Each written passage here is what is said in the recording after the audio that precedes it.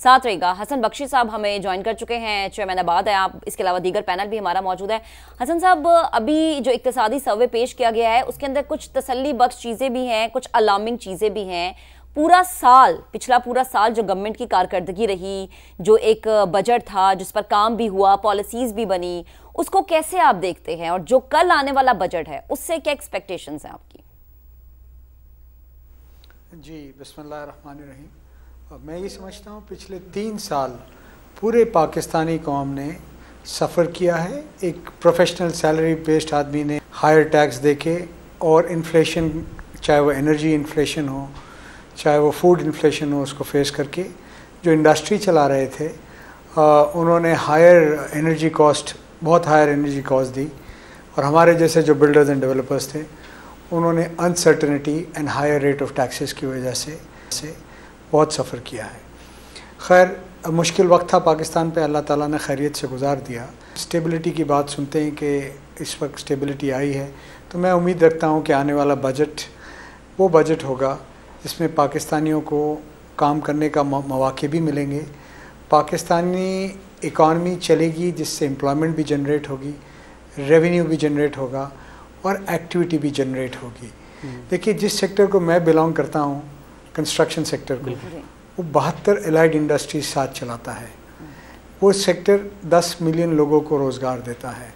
उस सेक्टर में 12 मिलियन मकानों का शॉर्टेज है। ये मैं नहीं कह रहा, ये वर्ल्ड बैंक कह रहा है, क्योंकि हम वर्ल्ड बैंक की बात सुनते हैं और मानते हैं।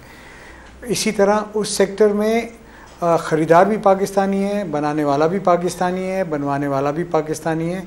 और जो आपके पास रेमिटेंस पाकिस्तान में आता है 38 बिलियन माशाल्लाह इस साल टच करेगा, उसका 52% रियल एस्टेट और कंस्ट्रक्शन के लिए आता है। इसी तरह एक अलार्मिंग फिगर आपसे और शेयर करूं, कराची जो कि कमर्शियल हब है पाकिस्तान का, उसमें 52% कच्ची आबादीज़ और स्लम्स हैं, क्योंकि रेगुलेटेड हाउसिंग नहीं है। ये एक बहुत बड़ा चैलेंज है और बहुत बड़ी अपॉर्चुनिटी है। मैं समझता हूँ कि इस साल प्राइम मिनिस्टर ने इस तमाम चीज़ों को मद्देनज़र रखते हुए एक टास्क फोर्स बनाई, जिसमें फाइनेंस मिनिस्टर भी थे, जिसमें स्टेट मिनिस्टर अली परवेज़ साहब भी थे, चेयरमैन FBR थे, हाउसिंग मिनिस्टर था, मैं था और दीगर अहबाब भी थे।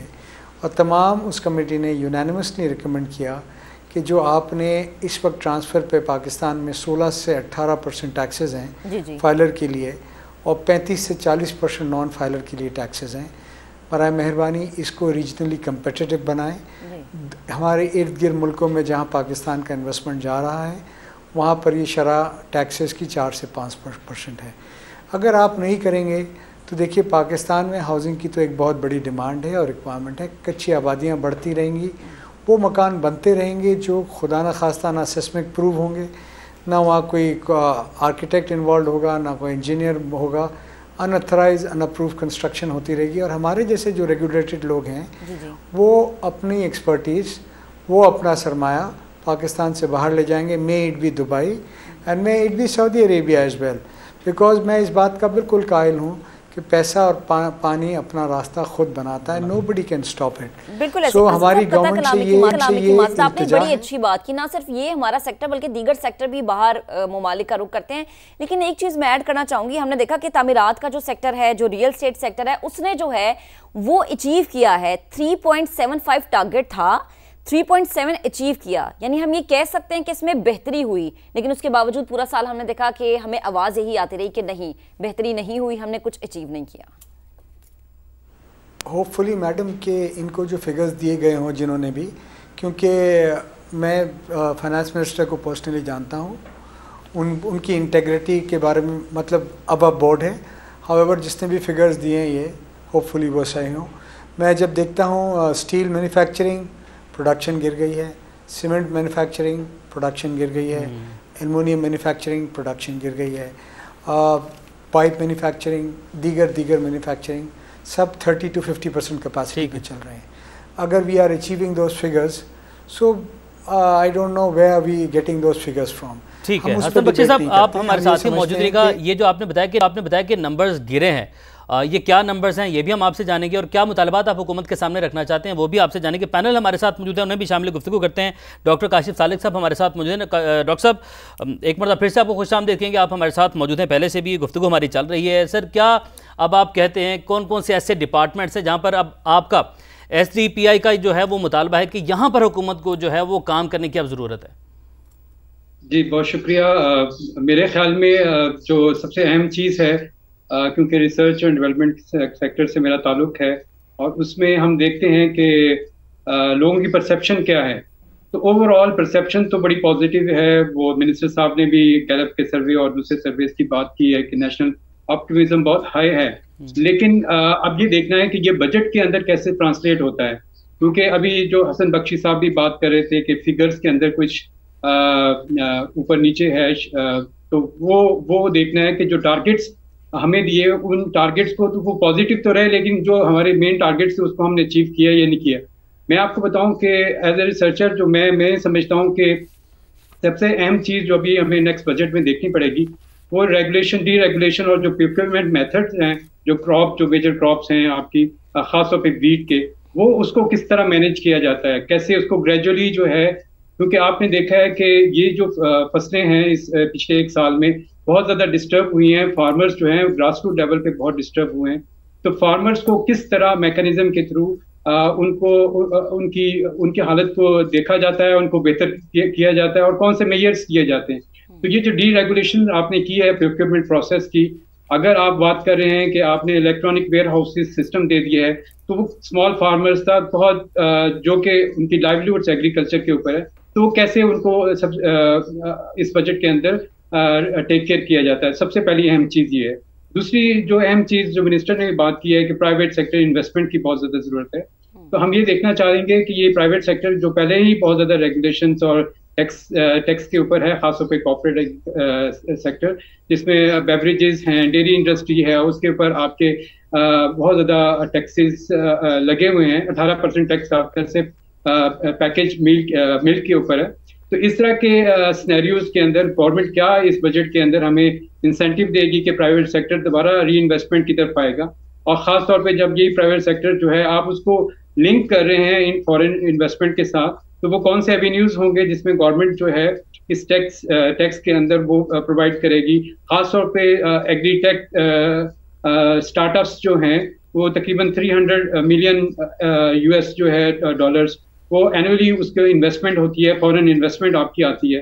तो क्या आप उनको फैसिलिटेट करेंगे कि जो ये टेक्नोलॉजी एग्रीकल्चर के अंदर फोर्सी कर रहे हैं, मिनिस्टर भी बात कर रहे थे कि आपकी इंपोर्ट्स बिल इसलिए बढ़ गए हैं कि आपके एग्रीकल्चर जो मशीनरी है वो इंपोर्ट हो रही है। तो वो, लेकिन इसके अलावा भी और टेक्नोलॉजीज भी हैं जो ग्रीन आर्टिफिशियल इंटेलिजेंस के साथ लिंक हैं, जैसे ड्रोन्स हैं और आपके वो सारी चीजें कैसे इस बजट में टेक केयर किए जाएंगी। दूसरी जो इम्पोर्टेंट चीज है वो पब्लिक प्राइवेट पार्टनरशिप है, क्योंकि बहुत सारे सेक्टर जो है वो ये दोनों पब्लिक और प्राइवेट मिले, जैसे कि एग्रीकल्चर सेक्टर है, उसके अंदर लाइफस्टॉक सेक्टर है, तो वो कौन से मेजर्स होंगे कि ये इम्प्रूव हो। बिल्कुल डॉक्टर काशिफ साहब, ये जो आप ज़राअत की बात करें ना, अभी जो रिपोर्ट हमारे सामने इक्तिसादी सर्वे में आई है वो बड़ी अलार्मिंग है एग्रीकल्चर के हवाले से। काशिफ ज़िया साहब, आपकी जानिब बातें, जब भी टैक्स बेस को बढ़ाने की बात की जाती है, ये इकोनॉमी को डॉक्यूमेंट करने की बात की जाती है, तो एक मखसूस तबका, मैं नाम नहीं लूँगी, आप समझ जाएंगे, प्लीज़ पे कमेंट कीजिएगा, वो हमेशा एहतजाज करता हमें नज़र आता है। अभी तक हमने पाकिस्तान में टैक्स बेस उस तरीके से बढ़ते हुए नहीं देखा जो कि हमें देखना चाहिए था, या जो हम देखते हैं कि हमारे जो हमसाया ममालिक है वहाँ पर एक कितना अच्छा निज़ाम है, हमारे यहाँ क्यों नहीं है ऐसा?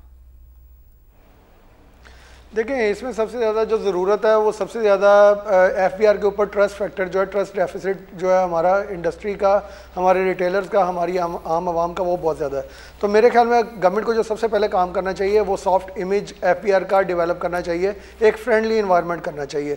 और इस टाइम पे सिचुएशन ये है कि गवर्नमेंट को जो भी पॉलिसी बनाए FBR को टैक्स नेट में इजाफा करने के लिए उनको टारगेटेड करना चाहिए कि ऑलरेडी अगर कोई टैक्स बेस आपकी बनी हुई है, आपके पास जो टैक्स पे करने वाला जो डाटा है, उसके अलावा गवर्नमेंट को चाहिए कि FBR को, उनके मुलाजमीन को वो टारगेट दें कि इतने नए टैक्स पेयर आप इस साल ऐड करेंगे। अब जैसा पॉइंट ऑफ सेल की बात की, किसी भी रेस्टोरेंट में जाते हैं वहाँ पे बात करते हैं, रिटेल स्टोर्स जो हैं उनके ऊपर जाते हैं, कहीं पे रिटेल सेक्टर जो है, लेकिन खुशाइंद बात यह कि 4500 के करीब नए रिटेलर्स वज़ीर ख़जाना साहब ने बोला कि ऐड किए गए हैं।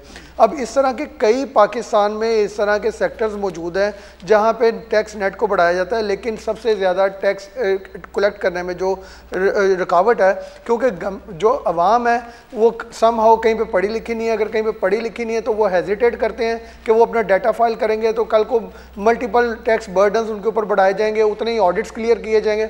मेरे ख्याल में गवर्नमेंट को पहले सॉफ्ट इमेज देना चाहिए और इस तरह की पॉलिसीज़ लेकर आनी चाहिए कि जो आम आवाम है वो टैक्स पे करने वाली और उनको इस तरह की सहूलियत देनी चाहिए और डिस्करेज करना चाहिए जो लोग टैक्स पे नहीं करते। जिस तरह अभी बात की जा रही थी कि वो गाड़ी नहीं खरीद सकेंगे, वो बैरून मुल्क सफ़र नहीं कर सकेंगे, मेरे ख्याल में अगर इस तरह की चीज़ें करेंगे, जब तक आप उनको आगे रुकावट क्रिएट नहीं करेंगे तब तक तो ये सिस्टम चलता रहेगा और कहीं ना कहीं तो जाके आपको ये टैक्स कलेक्शन करनी है। कब तक आपका वही तबका जो पिछले 40-50 साल से आपको टैक्स कलेक्शन करके दे रहा है, आप उन्हीं के ऊपर टैक्स बर्डन बढ़ाते रहेंगे। और पाकिस्तान में जो इन्फ्लेशन हाई होने का, जो कॉस्ट ऑफ प्रोडक्शन बढ़ने का, वो सबसे बड़ा अलमिया ही है। अगर मैं एक्सपोर्ट सेक्टर की बात करूं तो हम क्यों बात करते हैं, क्योंकि एक्सपोर्टर वाहिद वो सेक्टर है जिसके पास वाइट मनी है कि जो आपने एक्सपोर्ट करनी है एवरीथिंग इज़ डॉक्यूमेंटेड, वो डॉक्यूमेंट में आएगा, वो गवर्नमेंट उसमें से टैक्स काटेगी अपनी बैंक के थ्रू और उसके बाद वो नीट एंड क्लीन बिजनेस है। इस तरह का सिस्टम हमें अपने लोकल लेवल के ऊपर भी चाहिए।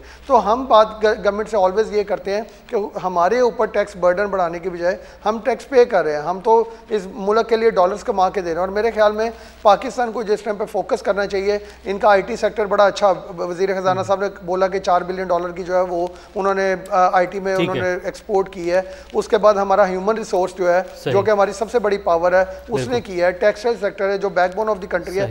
तो अगर आपको देखना है कि बैलेंस ऑफ ट्रेड आपकी कहाँ पे आएगी, कि जहाँ पे आपकी बैलेंस ऑफ ट्रेड जो है हमें वो देखना है।